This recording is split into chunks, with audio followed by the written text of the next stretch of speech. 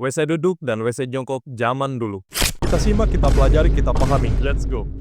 Banyak pembahasan soal toilet di abad pertengahan. Kebanyakan sih di Eropa, ya kan?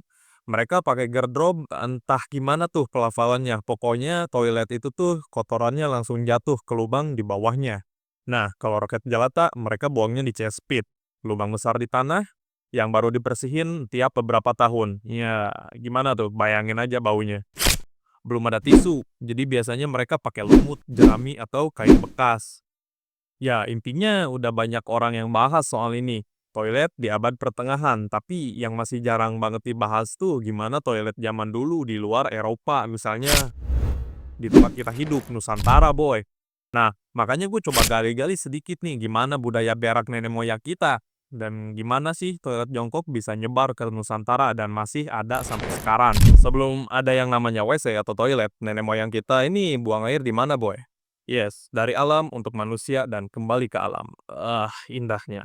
Sungai itu toiletnya orang Nusantara pada saat itu, multifungsi.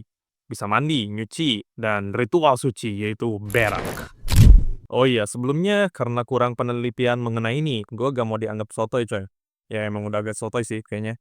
Jadi ya yang mau gue bahas ini adalah perilaku umum, prasejarah di kawasan agraris dan komunitas sungai, begitu. Next, lanjut. Nah, masuk nih kita ke era di mana orang-orang Nusantara udah mengenal tempat khusus untuk buang hajat.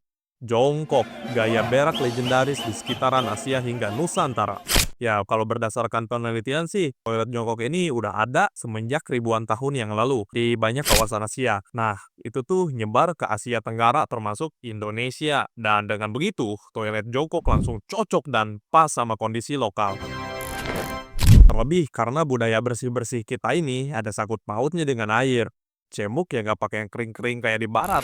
Secara agama juga lebih cocok dan menganjurkan penggunaan air untuk bersuci. Nggak nempel dah tuh. Kalau masih nempel, keterlaluan lu, padahal udah pakai air.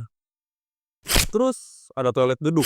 Sebuah ancaman bagi Nusantara. Sumpah, ini ancaman bagi lu pada yang udah biasa jongkok. Pantat lu itu udah disetting untuk nanti menyentuh permukaan alias duduk. Tabu, itu hal yang tabu.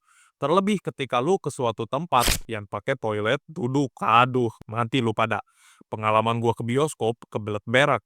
Gua dikasih cobaan untuk pakai toilet duduk dan gua mencoba untuk bersahabat, tapi tetap gak bisa, bro. Kenapa? Bukan guanya gak mau ya, tapi kagak keluar-keluar.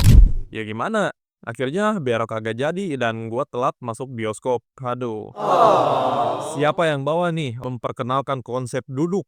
Siapa lagi kalau bukan orang Barat, Belanda pada zaman kolonial. Meski awalnya cuma di wilayah-wilayah elit doang, tapi idenya itu sampai sekarang masih ada. Setelah modernisasi tahun 60-an ke atas, toilet duduk muncul tuh di kota-kota besar, seolah-olah itu dijadikan patokan modern orang kaya gitu.